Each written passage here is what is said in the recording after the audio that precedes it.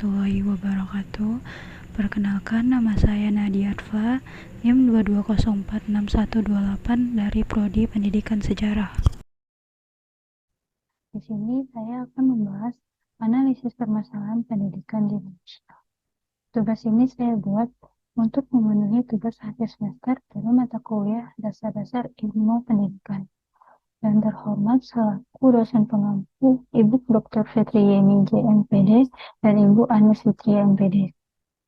Baiklah, terdapat 7 topik pembahasan terkait permasalahan pendidikan di Indonesia. Yang pertama itu ada pemerataan, yang kedua kuantitas, yang ketiga kualitas, yang keempat efisiensi, yang kelima efektivitas, yang keenam relevansi, dan yang ketujuh tenaga pendidik dan tenaga pendidikan. Masuk pada topik yang pertama yaitu terkait pemerataan. Artikel ini telah tayang di tribunnews.com dengan judul Kisah Pilu Pendidikan di Pedalaman Sekolah dengan beratapkan terpal, guru yang datang 2 minggu sekali. Fenomena atau fakta permasalahan pendidikan di Indonesia. Terjadi di salah satu desa terpencil di Kalimantan Selatan, tepatnya di Dusun Ambatudin, Desa Uren, Kecamatan Halong, Kabupaten Balangan. Desa yang minim akses dan telekomunikasi ini terletaknya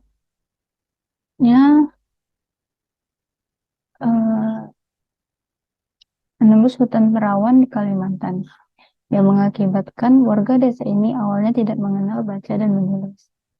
Sejak kepala dinas setempat menugaskan beberapa guru di sana, anak-anak sangat antusias walaupun tanpa adanya bangunan sekolah dan fasilitas lainnya. Hanya dengan beratapkan terpal, anak-anak di sana sudah sangat senang. Faktor yang mempengaruhi permasalahan tersebut. Yang pertama itu ada keterbelakangan budaya dan sarana. Akibat dari letak geografis daerah sulit diakses tersebut, membuat pemerintah dan guru-guru setempat kesulitan untuk mendatangi dan mengajar di desa tersebut. Yang kedua, perkembangan nilai budaya dan seni.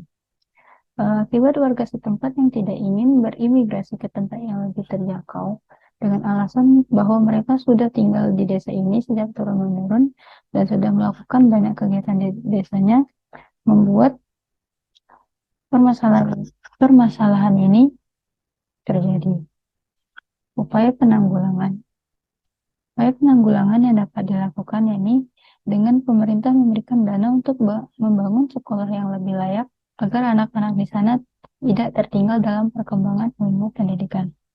Yang kedua, dikarenakan akses yang sulit dan juga telekomunikasi yang sulit, pemerintah diharapkan dapat memberikan subsidi berupa peralatan satelit agar masyarakat di sana dapat melakukan telekomunikasi. Yang ketiga, pemerintah setempat dapat memperbaiki akses menuju desa tersebut agar guru-guru dapat mudah mengajar di desa tersebut. Permasalahan yang kedua yaitu kuantitas. Dilansir dari kompas.com, diketahui seluruh siswa SD Negeri 1 Sukasari Indramayu tidak diterima di SMP manapun. Kepala Seksi Kurikulum dan Peserta Didik Dinas Pendidikan Kabupaten Indramayu mengatakan, SD ini sebenarnya lebih dekat ke SMPN 1 benar, tetapi posisinya di Kecamatan Arhan. Ketika mau mendaftar ke SMP terdekat di Kecamatan Arhan, yang masuk di zona tetapi tidak diterima karena jauh. Ujarnya pada Kamis 27 bulan 6 2019. Akibatnya 28 siswa dari SD Sukasari ini tidak diterima di SMP. Ia juga menambahkan ke SMP 1 Arhan terlalu jauh, jadi tidak diterima. Ke SMPN 1 Benar ini sudah melewati batas wilayah, jadi tidak diterima juga. Akibat dari kejadian ini, sebagian orang tua murid melaporkan kepada Dinas Pendidikan Kabupaten Indramayu. Faktor yang mempengaruhinya yaitu aspirasi masyarakat. Akibat dari letak rumah penduduk yang jauh dari lingkungan sekolah, membuat zonasi yang ditetapkan oleh Dinas Pendidikan tidak dapat terlaksana dengan baik. dan terdapat pengaduan dari orang tua siswa yang tidak terima bahwa anak-anak mereka tidak dapat melanjutkan sekolah di manapun, yang membuat situasi sulit. Upaya penanggulangan yang dapat dilakukan yang pertama, pembaruan kurikulum.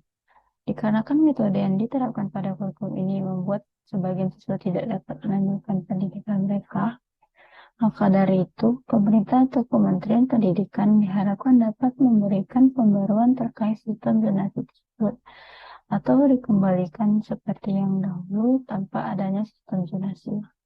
Yang kedua, upaya dari Dinas Pendidikan setempat di Kabupaten Indramayu mencari solusi dengan diberlakukannya penambahan rombongan belajar di SMPN 1. Yang ketiga, masalah kualitas. Fenomena atau fakta permasalahan pendidikan di Indonesia.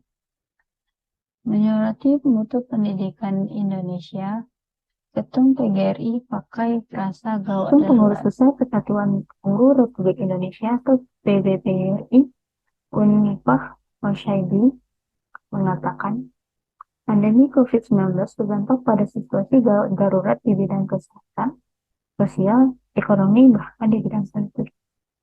Indikasi gawat darurat pendidikan Indonesia menurut Unifah ini terlihat dari nilai PISA 2020 tahun terakhir yang terus menurun sejak 2020. Faktor yang mempengaruhinya, satu, akibat kurangnya kualitas tenaga pendidik sebagai tenaga pendidik. Dapat dilihat dari banyak tenaga kependidikan yang bekerja tidak sesuai dengan bidang yang diampuni atau yang menjadi keahliannya. Yang kedua, itu kurikulum. Di Indonesia, kurikulum yang digunakan masih belum relevan dengan kebutuhan dunia kerja dan juga masih banyak yang tidak memperhatikan upaya penanggulangannya itu dengan memperbaiki kualitas tenaga pendidik, memperhatikan bagaimana dalam seleksi penerimaan tenaga pendidik baru dilakukan dengan cara yang relevan tanpa adanya penggunaan kata orang dalam yang sangat mudah. Yang kedua, dengan memperbaiki sistem kurikulum. Sudah saatnya dalam pembaruan kurikulum, pihak yang bertanggung jawab lebih memperhatikan pola pendidikan yang sesuai dengan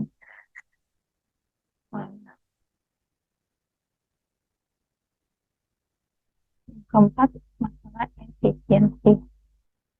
Fenomena atau fakta permasalahan yang terjadi di Indonesia, yakni mekanisme yang buruk, beasiswa jadi tidak tepat sasaran.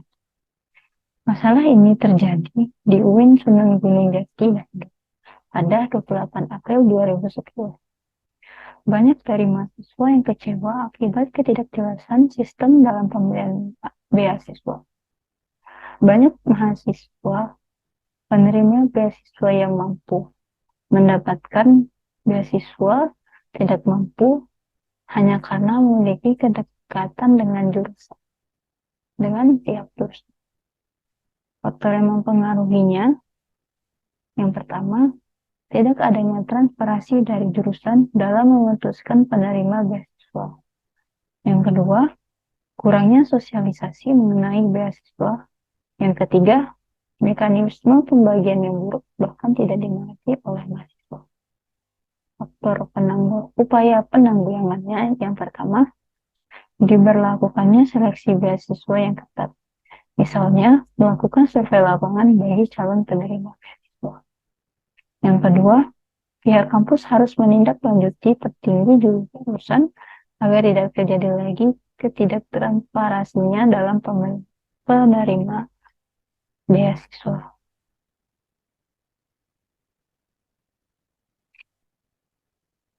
Yang kelima, terkait efektivitas.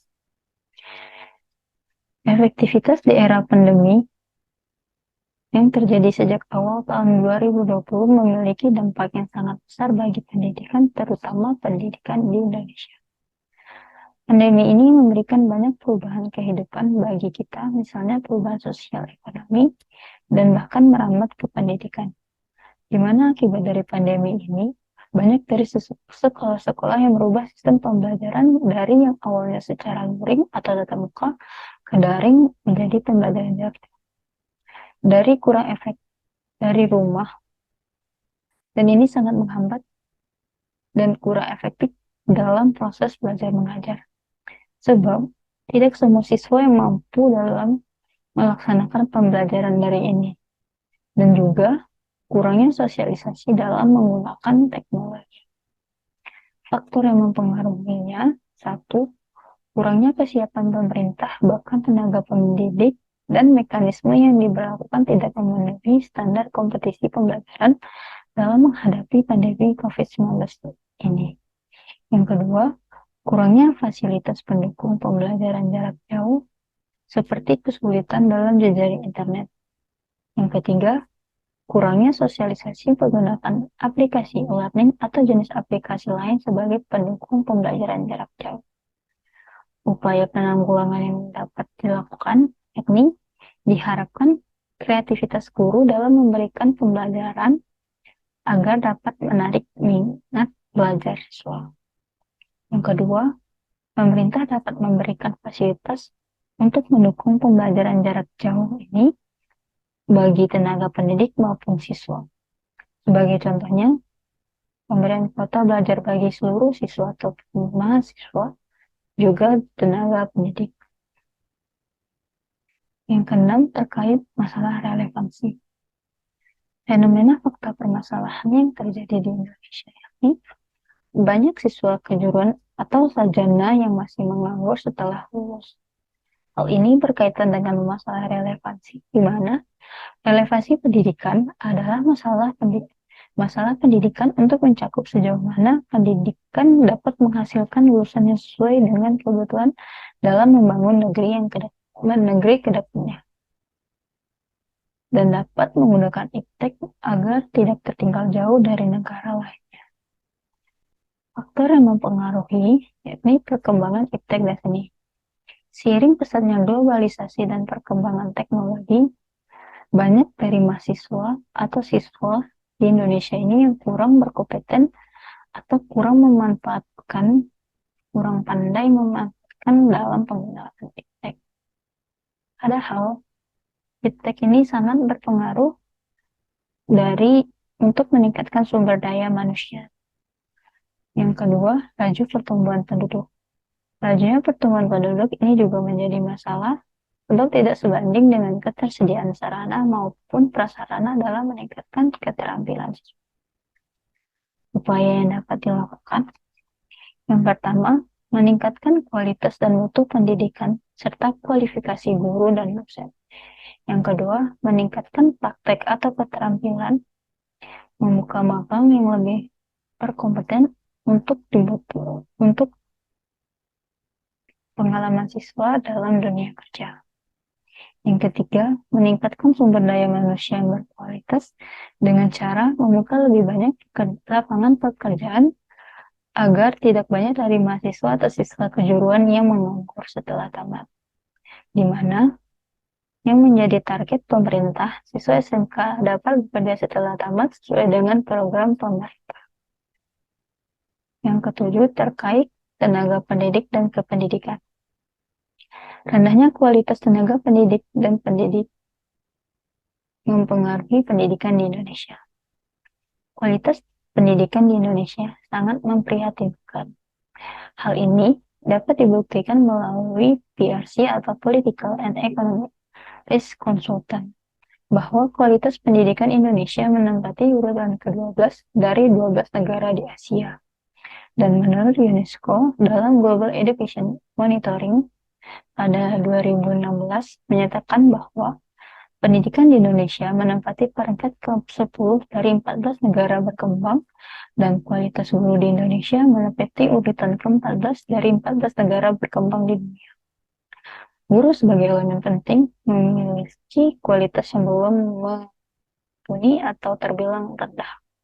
Maka hal ini juga mempengaruhi mutu pendidikan di Indonesia secara umum. Faktor yang mempengaruhinya, kualifikasi guru yang belum memenuhi standar mutu pendidikan. Banyak terjadi di beberapa daerah, guru yang masuk tanpa adanya kualifikasi yang memenuhi. Sistem pemerintahan tenaga pendidik yang tidak efektif sangat mempengaruhi kualitas guru tersebut. Yang kedua, banyak dari guru-guru yang hanya menyampaikan materi secara asal-asalan sebagai pemenuh kewajiban penyampaian tanpa memperdulikan pemahaman siswa terhadap materi yang diberikan. Upaya yang dapat dilakukan akibat rendahnya kualitas guru dapat diatasi dengan membiayai guru melanjutkan ke jenjang pendidikan yang lebih tinggi dan memberikan berbagai pelatihan untuk meningkatkan kualitas guru tersebut.